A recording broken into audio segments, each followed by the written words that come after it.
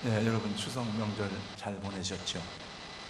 주님의 평화가 여러분 마음과 또 가정 속에 함께 하시기를 축복합니다. 또 주일 잘 지키고 예배하는 성도와 또 발걸음이 하나님의 기뻐하시고 복을 받는 걸 생각하시고 우리 하나님께서 여러분의 가정과 모든 생각과 계획 속에 늘 함께 하셔서 합당한 생각과 지혜로 복 주시기를 주님의 이름으로 축복합니다. 예수님은 공생애를 시작하시기 전 광야에서 40일 동안 금식하시고 마귀에게 3가지 시험을 받았습니다. 사탄 마귀는 우리의 눈에 보이진 않지만은 실제하는 존재로서 아담을 타락시킨 이후에 끊임없이 인간을 죄악과 종욕에 매여 살게 할 뿐만 아니라 세상에 전쟁과 미움, 원한과 증오를 끊임없이 심어놓고 있습니다. 우리로 하여금 하나님을 섬기지 못하도록 지금도 역사하는 악한 영의 우두머리입니다. 예수님은 악한 마귀의 시험을 물리치고 승리하심으로써 우리로 하여금 하나님 앞에 견고히 설 수 있도록 하셨고 또 승리하는 길을 보여주셨습니다. 오늘 봉독한 말씀에 보니까 세례 요한이 잡혔다라고 첫 번째 12절에 기록되어졌습니다. 요한이 잡혔다는 말은 유대의 분봉왕 헤롯의 죄를 지적하고 책망하였다가 헤롯에 의해 감옥에 갇히게 된 것을 말하는 것입니다. 세례 요한은 당시의 권력자들이나 종교 지도자들에게는 눈에 가시나 다름이 없었습니다. 왜냐하면 권력자들의 비리와 죄악을 폭로하고 또 종교 지도자들의 기득권과 그들의 부정함을 두려움 없이 책망하고 비판하였기 때문입니다. 그러므로 유대의 분봉왕이라든지 당시의 종교 지도자들이나 또 로마의 식민 정부에서도 요한을 제거하는 것은 골칫거리를 없애는 중요한 일이라고 생각하였을 것입니다. 그러나 그것은 그들의 계략이고 생각일 뿐 하나님의 섭리와 하나님의 계획은 달랐습니다. 이미 요한의 등장으로부터 메시아의 오심이 선포되었고 세상의 구원자로 오신 예수가 하나님의 나라를 전파하기 시작할 때가 된 것입니다. 그래서 요한의 사명이 다 끝나고 요한은 하나님께로 가고 새로운 역사가 시작되고 있었습니다. 예수께서는 요한이 잡혔다는 말을 듣고 갈릴리로 돌아가셨습니다. 원래 유대 땅은 크게 3가지 부문으로 나눠지죠. 맨 북쪽에 갈릴리, 그 다음에 가운데 사마리아, 그리고 남쪽이 유대의 광야입니다. 그래서 우리나라 함경도, 평안도, 경기도, 충청도, 경상도, 전라도 이렇게 된 것처럼 그 3가지 갈릴리, 사마리아, 유대 광야. 갈릴리는 맨 북쪽에 갈릴리 호수를 중심으로 있었는데 예수님의 고향은 갈릴리의 나사렛이었습니다. 유대 광야에서 시험을 받으시고 나사렛으로 가셨다가 갈릴리 가버나움으로 가셨습니다. 가버나움은 수불론과 납달리 지파가 살던 땅으로 갈릴리의 북서쪽에 있는 어촌 마을입니다. 그것은 어부들의 마을이었지만은 다마스커스에서 그 가이사라를 거쳐서 이집트로 가는 무역 도로가 지나가는 통로였습니다. 그래서 세관도 거기에 있었고 그 다음에 또 로마의 수비대도 이 지역에 위치하고 있었습니다. 예수님의 제자를 부르신 곳 가운데 가버나움에서 여러 명의 제자를 부르셨어요. 세례 마태를 부른 것도 가버나움이었습니다. 내가 이스라엘 가운데 이만한 믿음을 만나보지 못했다고 칭찬했던 백부장도 가버나움에 주둔하고 있던 로마의 지휘관이었습니다. 가버나움은 이방 사람들의 왕래가 빈번한 곳일 뿐만 아니라 로마 군인들의 폭정이 심하였고 어부들은 막대한 세금을 헤롯 안티파스에게 바쳐야만 되었습니다. 그리고 또 이 갈릴리에 사는 사람들은 유대에 사는 사람들에 의해서 비방과 조롱을 받고 그들은 옛날 아수르에 의해서 점령당할 때에 많은 이방인들이 들어와가지고 그들 가운데 혼혈인이 많이 생겨가지고 그리고 개처럼 취급을 받기도 하였던 곳입니다. 그래서 이사야 선지자는 이 땅에 사는 사람들을 향해서 흑암에 앉은 백성이라고 예언하였고 사망의 땅과 그늘에 앉은 자들이라고 표현하였습니다. 주님은 이런 곳에서 먼저 복음을 전하셨습니다. 오늘 말씀해 보니까 예수님은 자기 생각대로가 아니라 철저하게 하나님의 말씀을 따라 움직이고 행하셨음을 알 수가 있어요. 우리나라의 복음의 전파될 때도 가난한 사람, 병든 사람, 억울한 사람, 약한 사람들에게 복음의 증거죠. 언제나 주님이 복음 전할 때는 먼저 병들고 약하고 소외받고 그리고 이제 돌봄받지 못하는 사람들에게 복음의 빛이 전해지고 그들이 예수님을 믿고 그들이 깨어나고 그 사회를 개화시키고 변화시키고 사회의 중추적인 이 역할을 감당하는 모습을 보게 됩니다. 제가 말씀 12절 13절을 읽을 테니까 여러분 성도님들이 13절 14절 14절 16절까지 읽어주시기 바랍니다. 예수께서 요한이 잡히셨음을 들으시고 갈릴리로 물러가셨다가 나사렛을 떠나 스불론과 납달리 지경 해변에 있는 가버나움에 가서 사시니 이는 선지자 이사야를 통하여 하신 말씀을 이루려 하십니다. 일러스되 스불론 땅과 납달리 땅과 요단강 저편 해변길과 이방의 갈릴리여 흑암에 앉은 백성의 큰 빛을 보았고 사망의 땅과 그늘에 앉은 자들에게 빛이 비치었도다 하였노라. 예수께서는 가난하고 저주받은 땅처럼 보이는 갈릴리에서 복음을 전하기 시작하셨습니다. 복음 선포의 내용은 아주 간단합니다. 회개하라, 천국이 가까이 왔느니라. 한번 저를 따라서 같이 하겠습니다. 다 같이요. 시작. 회개하라, 천국이 가까이 왔느니라. 이 선포의 내용은 몇 주 전에 세례 요한이 복음 전할 때 첫 번째 한 말이 회개하라, 천국이 가까이 왔느니라 하면서 그 말씀의 의미를 제가 여러분에게 전했던 적이 있습니다. 회개라는 말은 그대로 돌이키는 것을 말합니다. 뉘우치는 것이 회개가 아니에요. 회개라는 것은 방향을 바꾸는 것이고 돌이키는 것입니다. 우리가 길을 가다가 잘못 떨어졌으면 다시 유턴하여서 방향을 바꿔야 되는 것입니다.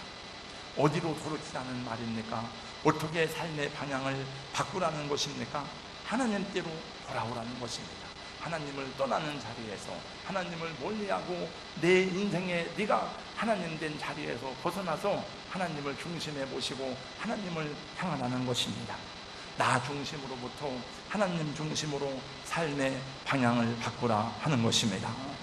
왜냐하면 천국이 가까이 너에게 임했기 때문이라는 것입니다.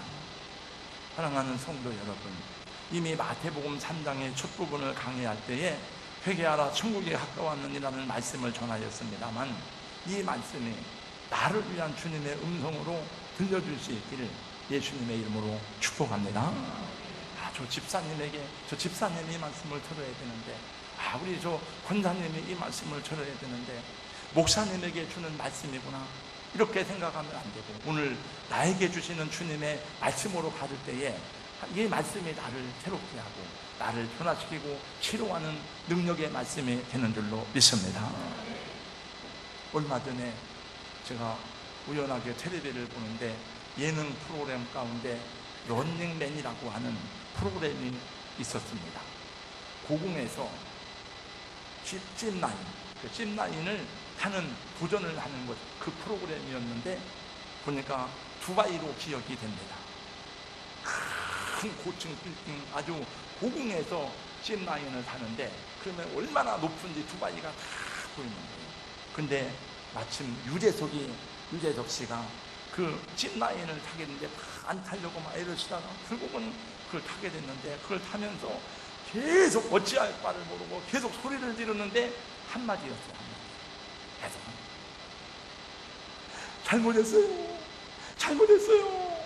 잘못했어요. 막 울먹이면서 소리를 잘못했다는 거예요. 그걸 잠깐이 아니고 끝나는 그 시간까지 이게 뭘 잘못했다는 건지 누구에게 하는 소리인지 모르지만은 계속 그냥 잘못했어요. 계속 그냥. 그래서 제가 생각해봤습니다. 저런 상황이 오면, 또 저런 환경을 만나면 누구든지 자기 삶에 대해서 반성하는 시간을 갖지 않을까 하는 생각을 해봤어요. 그래서 사람들은 자기를 잘 모르기 때문에 하나님께서 한 번씩 흔들어 놓는 것을 보게 됩니다. 우리 생에 찾아오셔서 주님이 막 흔들어 놓으십니다. 고난을 주십니다. 또 한 번씩 세상을 흔들어 놓는 것을 보게 됩니다. 미국에서도 9.11 테러가 난 이후에 갑자기 교회가 막 부흥되기 시작하는 거예요. 사람들이 다 교회로 몰려 영적 각성이 일어난 거예요. 대지진이 한번 일어나면 갑자기 사람들이 각성을 하고 더 많은 사람들이 하나님께로 돌아오고 교회로 나오는 것을 보게 됩니다. 그러나 그것도 잠시뿐입니다. 그들은 다시 육신의 정욕과 안목의 정욕과 이생의 자랑을 따라서 달려가는 것을 보게 됩니다. 그래서 어떤 이들은 다 잃어버리고 깨어지고 다 부서진 다음에 깨닫고 돌아오는 이들이 있는데 그것도 하나님의 은혜입니다. 끝까지 돌아오지 아니하고 목을 뻣뻣하게 하며 하나님이 없는 인생, 자기 자신이 자기 인생의 주인으로 고집하며 사는 사람의 결국은 구원이 없습니다. 그건 하나님이 없습니다. 사망입니다. 버림받은 겁니다. 하나님이 버린 게 아니야. 자기가 하나님을 버리고 자기가 하나님의 은혜를 접어선 것이지. 회개하라, 천국이 가까이 왔느니라는 말씀으로 복음 전파를 시작한 예수님은 이제 당신과 함께 하나님의 나라를 이루어갈, 천국을 이루어갈 하나님의 사람들을 뽑기 시작했습니다. 기도의 성자 E.M. 바운드는 말하기를 하나님의 방법은 사람이다. 그 말을 여러분에게 많이 제가 반복해서 말씀드렸어요.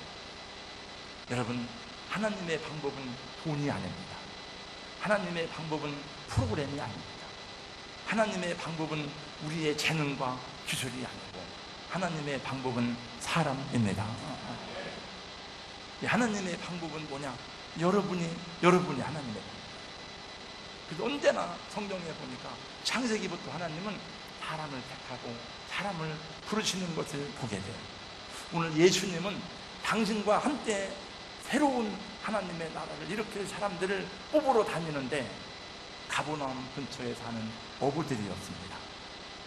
여러분, 유대 땅에 가면 많은 유능한 젊은이들이 있습니다. 서울대학을 나오고 율법을 공부하고 유능한 사람들이 많습니다. 주님은 그들 가운데서 당신의 제자들을 선택한 것이 아니라 배운 것도 별로 없고 귀전도 없이 바다에서 고기를 잡는 일에 평생을 살아갈 어부들을 택하였습니다. 왜 어부들입니까? 전 잘 모르겠어요. 왜 어부들인지는 잘 모르겠지만 한 가지 아는 것은 그들은 순박한 사람들입니다.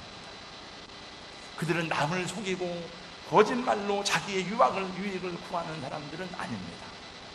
그들은 눈치 빠르고 얍삽하게 살아가는 그런 사람들이 아닌 것을 우리는 압니다.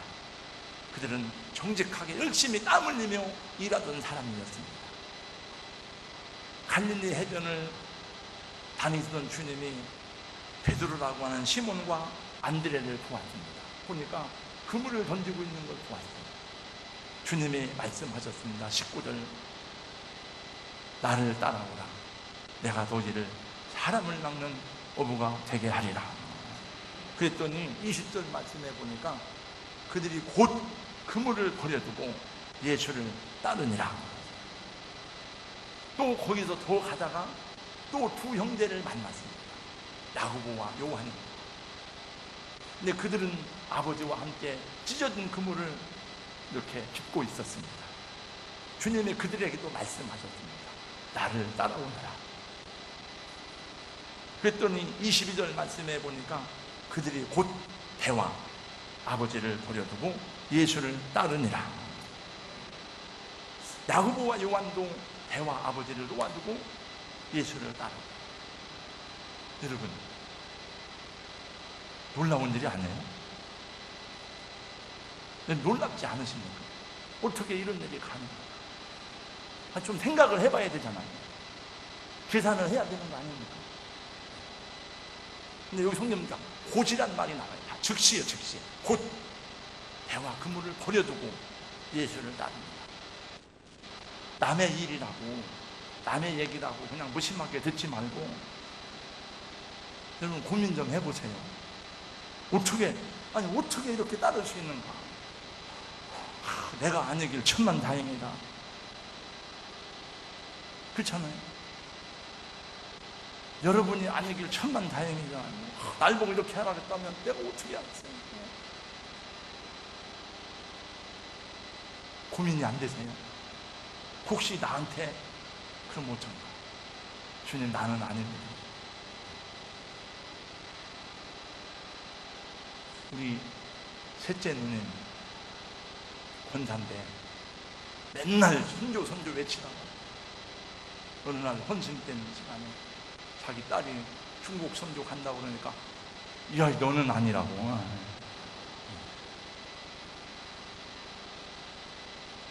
너는 아니야. 내 아들은 아니야. 그들에게 있어서 배는 삶에서 가장 중요한 생업이었습니다. 그들에게 아버지는 떠날 수 없는 가장 중요한 가족이었습니다.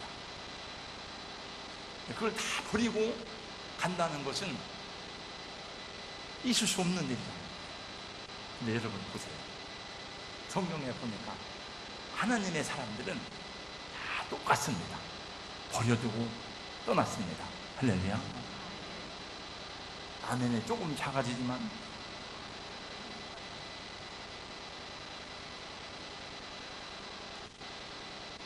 우리도 마찬가지예요. 여러분에겐 그 일이 그냥 여러분 믿음만큼 할 테니까 걱정하지 말고 아멘은 크게 해도 괜찮아. 보세요. 아브라함은 내 본토 친척 아비 집을 떠나라. 옛날에 땅 팔아가지고 돈 가지고 가는 게 아니에요. 그냥 떠나라. 12결의 소를 가지고 밭을 갈던 농부 엘리사에게 엘리야가 나를 따르라 그랬더니 소를 잡아서 백성들에게 다 나눠주고 따라 나섰습니다. 이용주 선교사는 서울대학을 나오고 하버드 대학원에서 박사학위를 받았습니다.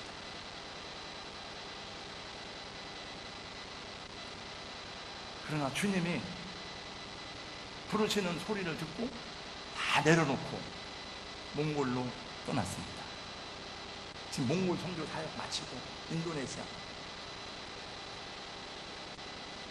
어떻게 이렇게 즉각적으로 응답할 수 하고 따를 수 있었는지에 대해서는 여러 가지 의문이 따를 수 있습니다만, 제가 보니까 하나님의 사람들은 다 그렇게 응답하는 것을 보게 됩니다. 우리 여기 선교사님도 안식년중에 와 있지만, 제가 우리 교회에서 부교육자 때문에 속 썩고 막 그래가지고 안 되겠다. 내가 저 신동식이를 데려와야 되겠다. 그래서 제가 그때 선교 갔을 때에 상담을 했어요. 한국으로 가라. 목사님, 평생 여기서 선교하다가 여기서 죽기로 소원하였습니다. 내가 잘못 얘기했고, 뭐 가도 봐서 알지만, 네. 여러분, 우리는 예수를 따르기 위해서 무엇을 버렸습니까? 오늘 또 주님의 부르심 때문에 세상의 것을 포기하고 따르는 사람이 있음을 많이 봅니다. 어떤 분들은 자기가 가장 좋아하는 취미를 내려놓은 분들이 있어요. 왜? 예수 믿기 위해서. 어떤 분들은 자신이 이렇게 사랑하는 자식을 하나님의 종으로 헌신하도록 바친 분이 있습니다. 어떤 분들은 세상의 명예와 재미를 포기하고 주님을 따르는 사람들도 있어요. 몇 주 전에 등록하신 우리 교회 김철 성도라고 있는데, 그분이 직업은 그것이 다른 직업이지만은 평생 동안 즐거이 해왔던 일 가운데 하나가 암벽 등반이었다. 암벽 등반. 근데 다 예수님을 믿기로 결단을 하고 소원을 하고 제가 헌금의 내용에 보니까 다 자기 인생을 하나님 안에서 살겠다는 결단을 하고 왔어요. 왔는데 그 부인 집사님이 생각하기를 그래도 이 사람이 평생 동안 암벽등반을 해왔는데 친구들이 많은데 목사님 7시에 예배를 드리면 갈 수가 있는데 우리 교회는 7시에 예배는 없네요. 제가 말했습니다. 7시 예배는 없지만은 7시 예배가 있어도 그것 때문에 7시 예배를 드리면 안 됩니다. 기왕 결심했으니 하나님을 온전히 믿고 섬기려면 주일에는 안 가는 걸로 결정하시기 바랍니다. 이렇게 얘기해서 주일을 잘 지킨 친구가 있습니다. 여러분, 예수님을 따르는 데는 대가지불이 필요해요. 여기 오늘 나와서 성가대로 하고 일부 예배에 교사들이 교사를 하고 하는 거는 그냥 할 일이 없어가지고 하는 게 아니고 무언가를 포기했기 때문에 이 자리에 와서 하나님께 예배 드리는 것입니다. 그러니까 여러분들도 배와 그물을 모든 것을 버리진 않았을지라도 무언가를 포기했기 때문에 하나님께 나와서 예배를 드릴 수가 있는 것입니다. 예수님은 말씀하셨습니다. 누구든지 나를 따라오려거든 자기를 부인하고 자기 십자가를 지고 나를 따를 것이니라. 다 같이 시작. 누구든지 나를 자기를 부인하고 자기 십자가를 지고 나를 따를 것이니라. 대가 지불이 필요합니다. 자기를 부인하고 자기 십자가를 지고 주님을 따르는 것이 세상적으로 볼 때는 어리석어 보이고 바보처럼 보일지라도 그 사람들이 세상을 밝히고 하나님의 공역자들이 되어서 하나님의 나라의 일꾼으로 살아가는 축복의 사람들인 것입니다. 여러분, 이 세상에 가치 있는 일이 많이 있죠. 이 세상에 소중하고 가치 있는 일이 많이 있지만 그 중에서도 가장 영광스럽고 존귀한 일은 하나님 나라의 일꾼이 되는 것입니다. 그래서 주님의 부름을 받은 지자들도 그 길을 가는 동안에는 그들이 성령 받기 전에는 그들이 예수님의 십자가 죽으심과 부활을 목도하기 전에는 때로는 낙심하기도 하고 주저앉기도 하였지만은 그러나 그 주님의 십자가 지시고 부활하신 그 이후에는 그들은 온전히 복음을 전하는 제자가 되어서 모두가 다 순교의 제단에 자신을 헌신하였습니다. 예수님께서 제자들을 부르신 목적이 무엇입니까? 왜 그들을 부르셨습니까? 한 가지입니다. 오늘 19절에 분명히 말씀하고 있어요. 19절 말씀 제가 있습니다. 말씀하시되 나를 따라오라. 내가 너희를 사람을 낚는 어부가 되게 하리라. 사람을 낚는다는 것은 무엇을 뜻하는 겁니까? 그거는 예수님의 이름으로 영혼들을 구원하는 것을 말씀하는 것이요. 물고기를 잡듯이 이제는 사람을 잡아서 해라. 물고기는 잡아가지고 잡아먹지만은 사람은 구원해서 하나님께 구원하는 영생하도록 하는 축복의 백성들이 되게 하는 것입니다. 죄인들을 인도해서 주님께로 구원해 내라 하는 것이죠. 이 말씀을 여러분에게 전할 때에 먼저 저에게 설교를 해요. 저가 여러분에게만 권면하고 책망하는 것이 아니고 저도 이 말씀을 전하면서 저를 돌아보고 저 자신을 책망하고 자신을 각성하는 기회를 갖고 은혜를 누리는데, 근데 설교를 쭉 이렇게 하다가 보면은 방향이 조금 포인트가 바뀌어질 때가 있는데 이제 거의 다 끝났습니다만 보니까 자꾸 이쪽으로 하나님이, 제가 이번에 그 영감이 생기더라고요. 주님이 하늘나라 복음을 전하기 위해서 하신 가장 중요한 일, 가장 먼저 하신 일은 사람을 택하시고 사람을 부르신 것입니다. 베드로와 안드레, 자기가 예수님을 택한 것이 아니고 주님이 그들을 택하시고 불러셨어요. 여러분, 야고보와 요한 내가 주님을 따르겠습니다 그런 것이 아니고 주님이 먼저 말씀하셨습니다. 나를 따라오너라. 근데 예수님의 제자들 많이 안 해요. 모든 하나님의 사람들은 자신이 하나님을 택한 것이 아니고 하나님으로부터 택함을 받고 부르심을 받았기 때문에 응답하는 것을 보게 됩니다. 여러분, 아브라함이 하나님을 택했습니까? 아브라함은 하나님을 알지도 못했어요. 하나님이 아브라함을 택하여서 불러내셨습니다. 여러분, 모세가 하나님을 택한 것이 아니고 하나님이 모세를 선택하셨습니다. 다윗이 하나님을 선택한 것이 아니라 하나님이 다윗을 택하여 부르셨습니다. 근데 보니까 하나님이 부르실 때는 보니까 성경에서 할 일 없는 사람들을 부르는 게 아닙니다. 무엇인가 열심히 일하는 삶의 현장에서 하나님이 부르시는 것을 보게 됩니다. 베드로와 안드레 오늘 말씀해 보니까 금을 던지는 것을 보시고 불렀습니다. 야고보와 요한 금을 깁는 것을 보시고 주님이 불렀습니다. 모세 거친 광야에서 이 양떼를 치는 때에 주님의 부름을 받았습니다. 다윗 참으로 자기 양을 지키기 위해서 사자와 싸우고 곰과 싸우는 그 상황 속에서 주님의 부름을 받았습니다. 기드온 타작마당에서 일을 할 때 부름을 받았습니다. 아모스 뽕나무 밭에서 일을 하는데 하나님이 부르셨습니다. 그러니까 성경 보면은 일하는 가운데 일할 때 하나님이 부르시더라고요. 우리 예수님 재림하실 때도 예수님 재림하시는 날 가까이 왔는데 우리가 언제 예배드리고 있냐, 언제 직장 가서 일하느냐, 그게 아니에요. 여러분, 마태복음 24장 말씀 보세요.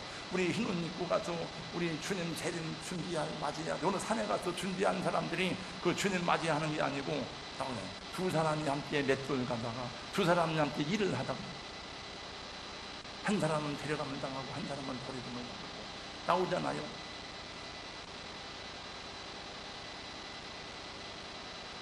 오늘날 교회도 마찬가지예요. 주의 일을 열심히 하는 사람들은 삶의 현장에서 일하는 사람들을 주님이 부르시는 것입니다.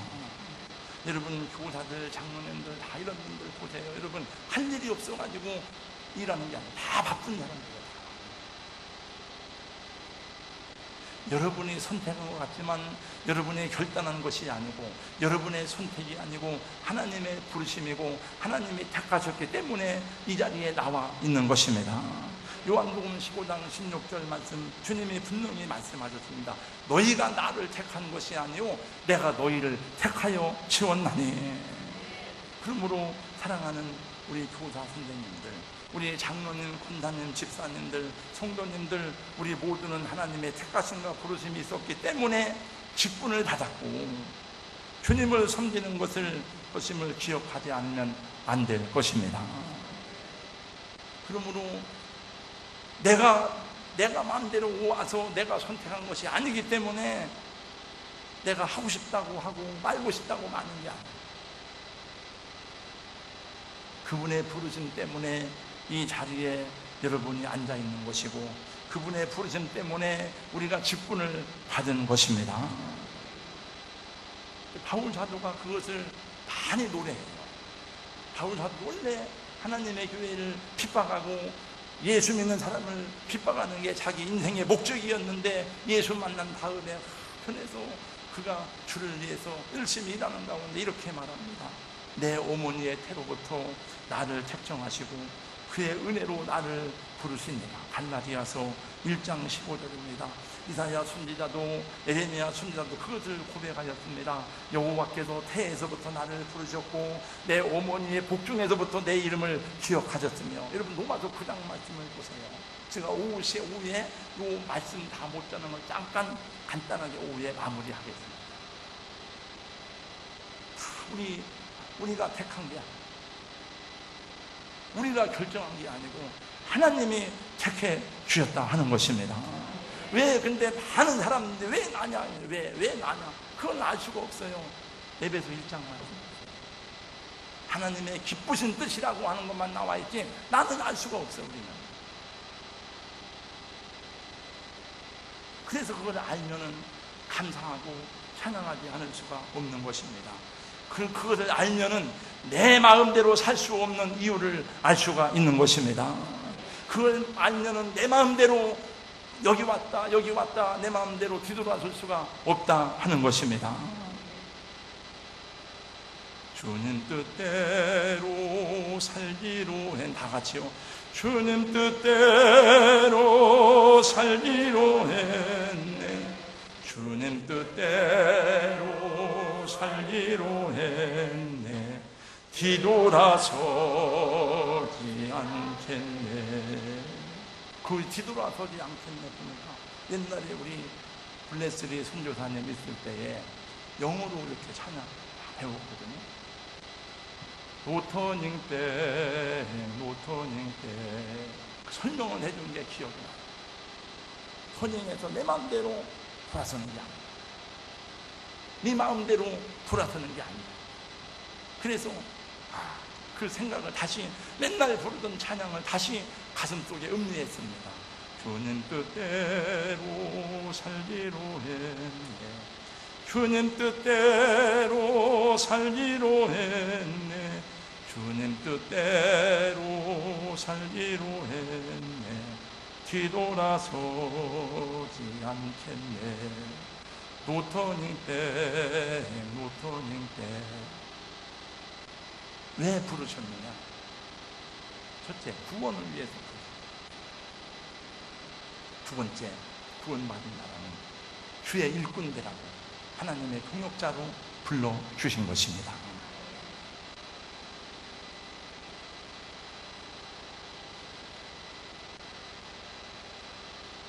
대통령이 이렇게 부르면 굉장히 그걸 영광스럽게 생각합니다. 우리 시골에서 저희 동기들은 공부도 많이 못하고 뭐 잘된 사람이 없어. 잘 해봐야 연사무소 공무원, 구청이나 이런 데. 근데 친구 중에 동환이라고, 김동환이라고 한 사람 행정고시에 합격을 해가지고 30대에 금산 분수를 하고 청와대 비서관장에 보좌관. 그래서 우리 다니면서 하기를 자랑을 하고, 그다음 충청남도 행정부지사를 하고, 제가 여러분에게 자랑을 많이 해서 우리 친구가 충남 행정부지사라고. 그래서 당진에서 국회의원을 하다가 이번에 떨어졌습니다. 떨어지니까 우리 맨날 우리 친구들이 나 동안이 할 게 없잖아요. 청와대에서 혹시 조그만 자리에도 안 불러줘. 맨날 기다려. 안 불러줘. 추석 때도 소식을 들었는데 할 게 없어. 왜 안 불러주지?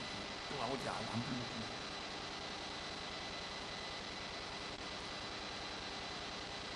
그래서 그런 자리만 가도 자랑스럽게 생각하고 막 친구들에게도 기쁨이 되고 자랑거리가 되더라. 근데 하나님의 부르심이 얼마나 귀한지 알면 그거하고 비교할 수가 없는 것입니다.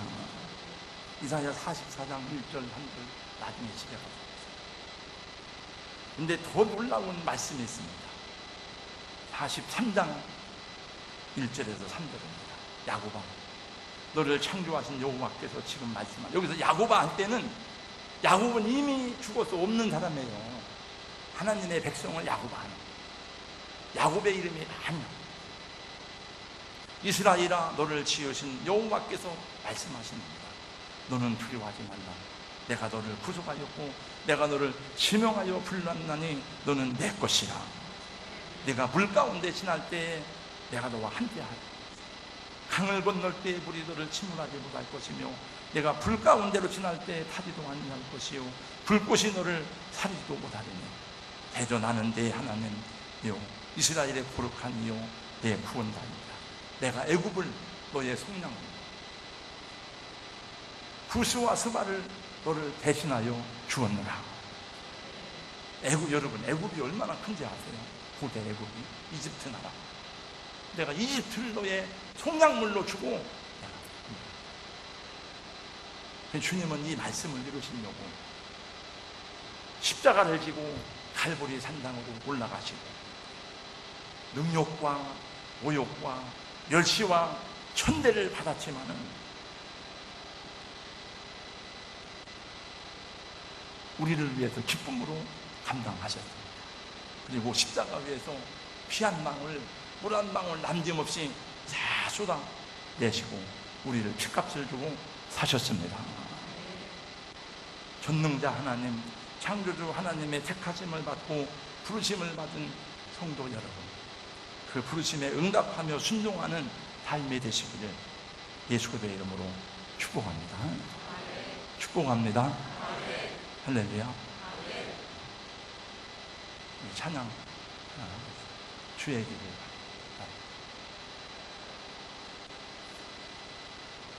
찬송하고 기도할 때 하나님, 나를 이렇게 부르신 것이 내가 선택한 건 주님의 부르심이었네요. 주님 뜻대로 살겠습니다. 뒤돌아서지 않겠습니다. 감사합니다. 고백하는 기도를 1분만 하겠습니다. 부르가신 우리 하나님 감사합니다. 예수님 말씀하셨습니다. 멸망으로 인도하는 문은 넓고 넓어 많은 사람이 그리로 가지만 생명으로 인도하는 문은 좁고 길이 협착하여 찾는 이가 적다고 말씀하였습니다. 주님 어찌하여 저희를 택하시고 저희를 부르셨는지요. 우리는 알 수 없지만 하나님의 거룩한 뜻과 기쁘신 섭리가 있어 우리를 불러주신 줄로 믿습니다. 부르신 자리에서 주님의 부르심을 따라서 기꺼이 순종함으로 하나님 내게 주신 직분과 내게 주신 삶의 자리를 말씀대로 주님 뜻대로 살아갈 수 있도록 도와주시옵소서. 특별히 하나님, 이제 이 주님의 제자들처럼 모든 것을 버리고 또 이렇게 선교사로 파송받고 사역을 감당하는 우리 선교사님들이 있습니다.